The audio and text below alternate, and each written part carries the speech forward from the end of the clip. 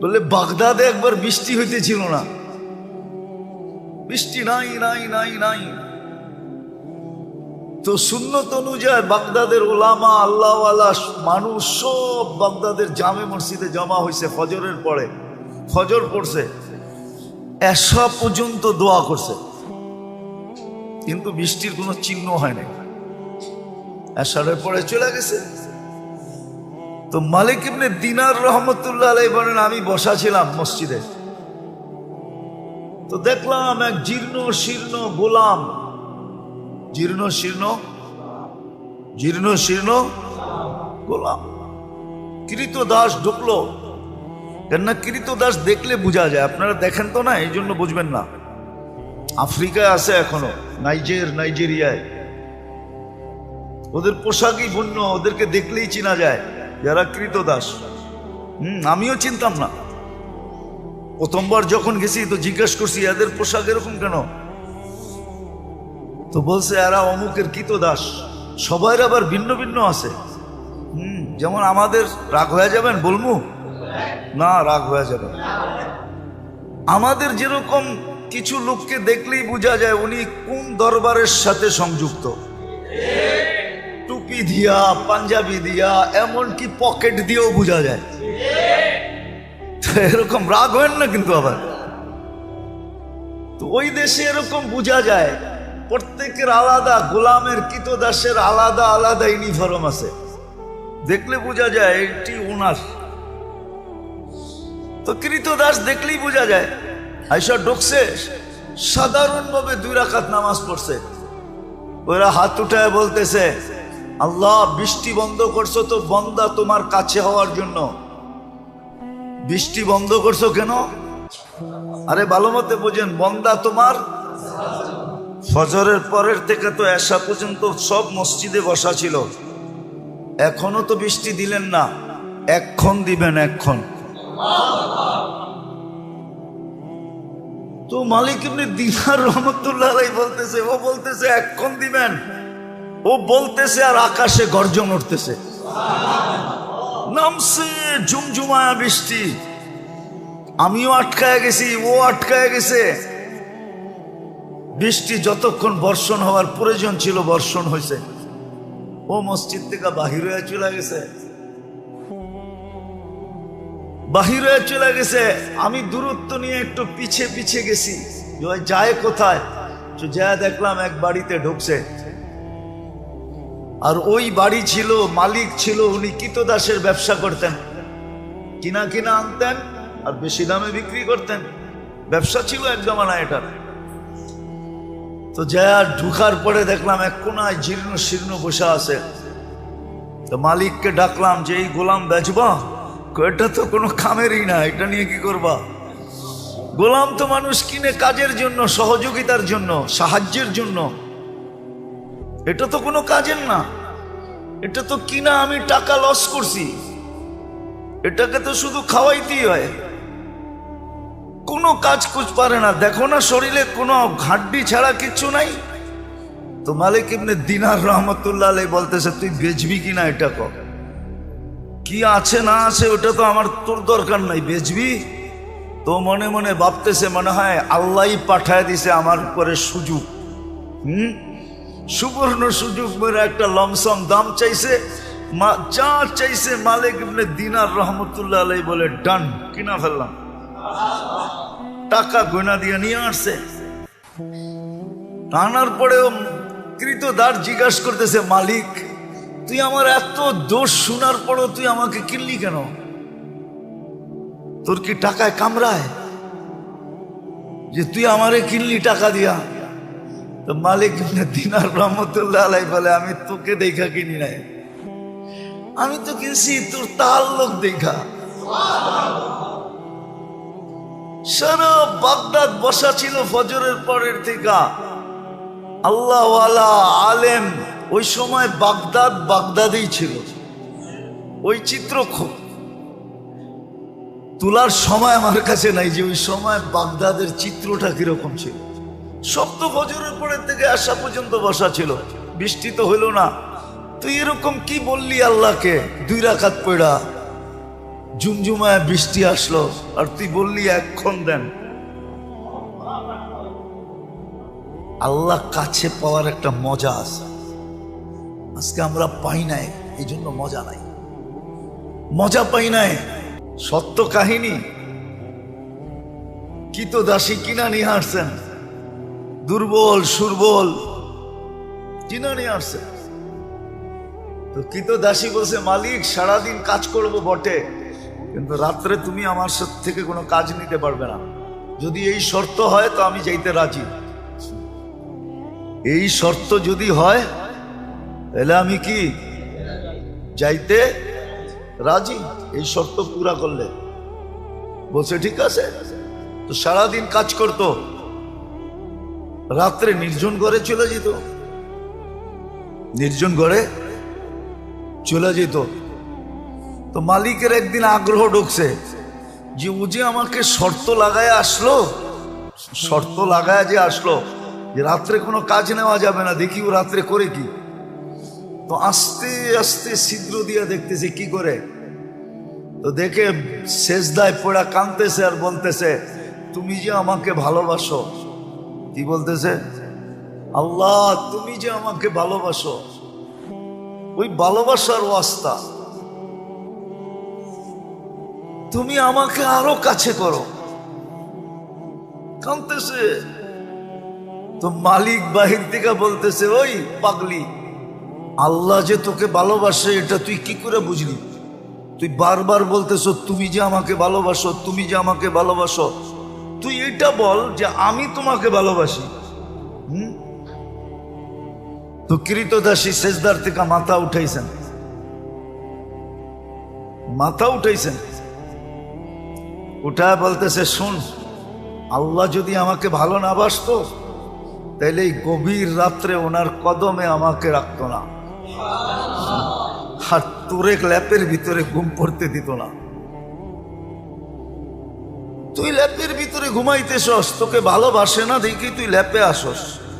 আমাকে ভালোবাসে দিকে বিদায়ী কুদরতি পায়ে জাগা দিছে, বইলে একটা চিৎকার দিছে, জান শেষ। মালিক বলে, বইলা তো নিজের ক্ষতি করলাম, কেননা টাকা দিয়ে কিনা আনছে, ক্ষতি হয়ে গেছে না, লস। কিন্তু করবে কি, দাফন কাফন তো করতে হবে। বাজারে গেছে কাফন আনার জন্য, আয়সা দেখে সবুজ কাফনে পেঁচানো, উপরে লেখা আছে ইন্না আউলিয়া আল্লাহি লা খাউফুন আলাইহিম ওয়ালা হুম ইয়াহজানুন। এই কোরআনের আয়াত উপরে লেখা ইন্না আউলিয়া আল্লাহি লা খাউফুন আলাইহিম ওয়ালা হুম ইয়াহজানুন। সত্য এটাই, সত্য এটাই। আমরা মনে প্রাণে চাই না যে আল্লাহর কাছে হই বা আল্লাহ আমাদের কাছে হোক। আরেকটা মনে উঠলো, এই জন্য বলতেছি, রব আল্লাহ। এই জন্যই তো আল্লাহ বলছিলেন যে আমি এমন রব, কাসসামার রিজক ফালা ইয়ানসা মিন খালকিহি আহাদ, সবারটা সময় মতো পৌঁছাই, কাউকে পৌঁছাইতে ভুলি না। হ্যাঁ, আমাদেরটা আগে পিছে হইতে পারে আমাদের কর্মের কারণে, কিন্তু মানুষ আর জিন ছাড়া কোনো প্রাণীর প্রয়োজন সময়ের 1 সেকেন্ড দেরি হয় না। হ্যাঁ, মনে উঠলো, এই জন্য বলতেছি, জানি না আপনাদের মনে আছে কিনা, মুসা আলাইহিস ইসলামের জমানায় অনাবৃষ্টি হইতেছিল, বৃষ্টি হয় না, হয় না, হয় না, হয় না, জমিন শুকায়া কাঠ হয়ে গেছে। তো মুসা আলাইহিস সালাম বনি ইসরাইলদেরকে বলতেছিল, চলো আল্লাহর কাছে বৃষ্টির জন্য দোয়া করি। যেই খরা চলতেছে, কিছুদিন পরে কিচ্ছু থাকবে না। দেখেন না মাঝে মাঝে উন্নত দুনিয়া, দেখেন না আমেরিকা, কানাডা, ইংল্যান্ড, ফিনল্যান্ড, ইউরোপে মাঝে মাঝে দেখেন না বুশফায়ার হয়। বুশফায়ার, বুশফায়ার বোঝেন? আগুন লেগে যায়, দেখেন না জঙ্গলে। হ্যাঁ, অস্ট্রেলিয়াতে হয়, এবার তো আমেরিকায় হয়েছে জীবনের সেরা। তো এটা হলো খরার কারণে, শুকাইতে শুকাইতে শুকাইতে শুকাইতে এক সময় গরমের কারণে আগুন ধরা যায়। তো মুসা আলাইহিস সালাম চলছে বৃষ্টির জন্য, দোয়া করবে বনি ইসরাইলকে নিয়ে। আর আগে নিয়ম ছিল, যেদিন ইস্তেসকার নামাজ পড়বে ফজরের পরের থেকে কিছু খাবে না, রোজার মতো থাকবে, রোজার মতো। এমনকি বাচ্চাদেরকে মা দুধও দিবে না, জানোয়ারকে কোনো খাওয়া দিবে না, যেন সবাই আল্লাহর দিকে ফিরে। তো আধা রাস্তায় জয়া বলতেছে চলো, দোয়া করতে হবে না, বৃষ্টি চলে আসবে। বনি ইসরাইল একটু গারতেরা জাতি ছিল, গারতেরা, গারতেরা বোঝেন? আবার বরিশালের মানুষ থাকলে চেতা যাইব, ঠিক না? মুই কি কম বুঝি, মোরে কম বুঝাইতে হইবে? মুই কি কম বুঝি? বনি ইসরাইল এরকমই ছিল। বলতেছে মুসা, দোয়াই তো করলাম না আলাইহিস সালাম, দোয়াই তো করলাম না, বৃষ্টি কোত্থেকে আসবে? তাইলে কষ্ট করে আনাইলাই কেন? তো পুরা জাতি তর্কে বিতর্কে জড়ায় গেছে মুসা আলাইহিস সালামের সাথে। তো মুসা আলাইহিস সালামের বলার ইচ্ছা ছিল না। তো বলছে শোনো, তোমাদের দোয়ার আগে পিপিলিকার দোয়া কবুল হয়ে গেছে। পিপিলিকা আল্লাহর কাছে দোয়া করছে, লিমা তুআদ্দিবুনা বিদুনুবি ইবাদিক, এলাহি তোমার বন্দার গুনার কারণে আমাদেরকে শাস্তি দাও কোন দুঃখে? গুনাহ তো তোমার বন্দা করছে, মানুষ গুনাহ করে, প্রাণী তো গুনাহ করে না। মানুষের গুনার কারণে আমাদেরকে শাস্তি, এটার যুক্তি কি? কোন যুক্তিতে? তো বলছে এই যে খরা, খাদ্যগুলা সব শুকায়া কাঠ হয়ে গেছে, আমাদের দাঁতগুলা নরম, চাবাইলে দাঁত ভাঙ্গা যায়। খাদ্য খাবো তো দূরের কথা, উল্টা দাঁত হারায়া ফিরে আসতে হয়। আর বৃষ্টি হলে খাদ্যের ভিতরে পানি ঢোকে, ওগুলা সফট হয়, নরম। পাওয়া রুটি তো এই জন্যই পাওয়া রুটি কয়, ঠিক না? টোস্টরে তো এই জন্যই টোস্ট কয়, ঠিক না? টোস্ট খাইলে মনে হয় যে কাঁকড়া ভাজা চাবাইতেছে, ঠিক না? কটকট খটখট শব্দ হইতেছে, ঠিক না? তো কয় যে নরম হইলে আমাদের খাইতে সুবিধা হয়। এখন তো সব কাঠ হয়ে গেছে, কামড় দিতে দেরি, দাঁত হারাইতে দেরি হয় না। আমাদের সাথে এই ব্যবহার কিসের জন্য? তা আল্লাহ পিপিলিকার অভিযোগ গ্রহণ করছেন, বৃষ্টি পাঠায় দেওয়ার সিদ্ধান্ত নিয়ে আনেছেন। তো যেটা বুঝাইতেছিলাম দোষ তো আমাদের, প্রয়োজনও আমাদের, দোষও আমাদের। তো সবচেয়ে বেশি ঘনিষ্ঠ হওয়া দরকার ছিল আল্লাহর সাথে, কেননা আল্লাহ মহাকর্তা, মহা পালনকারী, লালনকারী, পালনকারী, রক্ষক, সুরক্ষাকারী, হেফাজতকারী আল্লাহ। ওনাকে কাছে নেওয়ার, ওনার কাছে হওয়া উচিত ছিল, ওনাকে কাছে করা উচিত ছিল। আর সত্য আমরা করি নাই বিদায় মজা পাই না। যে যেটা খায় নাই ওরে বয়ান দিয়ে এটার মজা বোঝানো যাবে না, ঠিক না? যে যেটা খায় নাই ওরে ওইটার মজা বয়ান দিয়া, হ্যাঁ, হাকিম মজা অন্য জিনিস, স্বাদ অন্য জিনিস। হ্যাঁ, এই জন্যই তো কবিতা আসছে, নাহলে কবিতা আসতো না। কি যাত না বিষে বুঝিবে সে কিসে, কবু আসি বিষে ডংসিনি যারে। সাপের ব্যথা তো ওই বুঝবে যে যাকে সাপ ছোবল দিছে, ঠিক না? যাকে ছোবল দেয় না, আপনি কাউকে মাথা ব্যথা বুঝাইতে পারবেন? হ্যাঁ হ্যাঁ, কিন্তু যার হয়েছে সে তো বোঝে, কি ঠিক না? তো তো না হইলে বোঝা যায় না আল্লাহর কাছে হওয়া যে কত মজা। নাইলে এই কথা কোনোদিন হইতো না আউলিয়ানে লাথ মারি। আল্লাহ ওয়ালারা দুনিয়ায় লাথি দিতেন না, থাকে দুনিয়ার ভিতরে লাথি দেয় দুনিয়াকে। এটা আপনার যুক্তিতে আসে নাকি? যে থাকতেছে দুনিয়াতে, খাইতেছে দুনিয়ারটা, পড়তেছে দুনিয়ারটা, লাথি দিতেছে কাকে? এটা হয় যুক্তিতে? কিন্তু ওনারা জানে কেন লাথি দিতেছে, কেন লাথি দিতেছে। সত্য এটাই। এই জন্যই দুনিয়ায় দুই দল হয়ে গেছে। একদল দুনিয়ার পিছে দৌড়াইতেছে, দুনিয়া ওদেরকে লাথি দিতেছে, ফুটবলের মতো লাইতাইতেছে আর ক্লান্ত করতেছে, গাম জড়াইতেছে। আর আরেক দল দেখা যায় আল্লাহর দিকে দৌড়াইতেছে,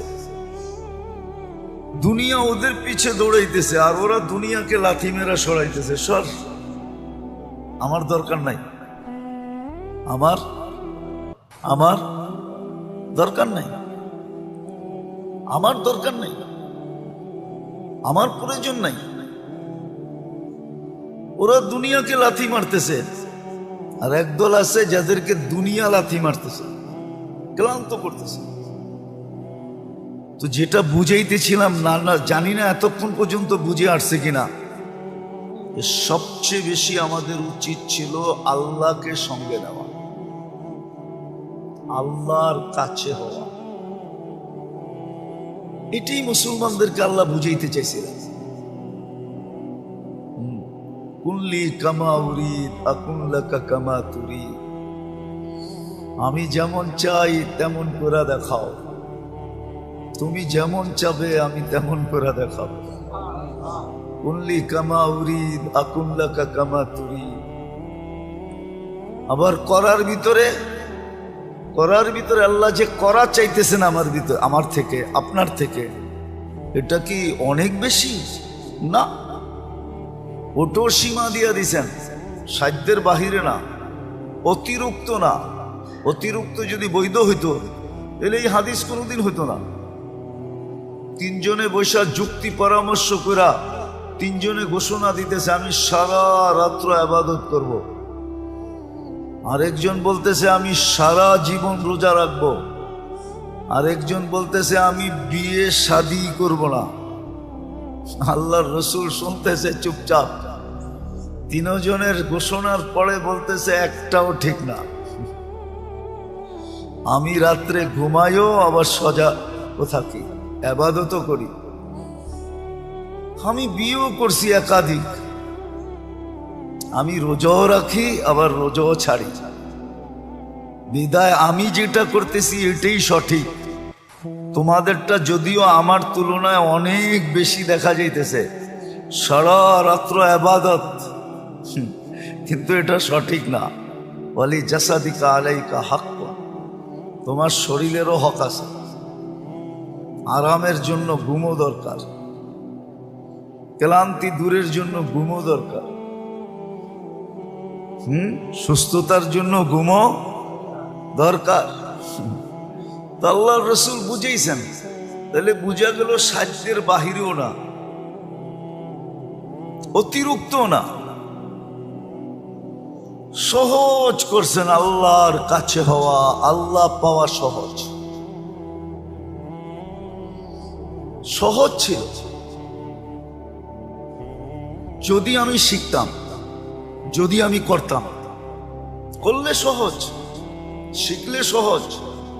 আমরা তো শিখিও না, করিও না, এই জন্য আমাদের কাছে কঠিন মনে হয়।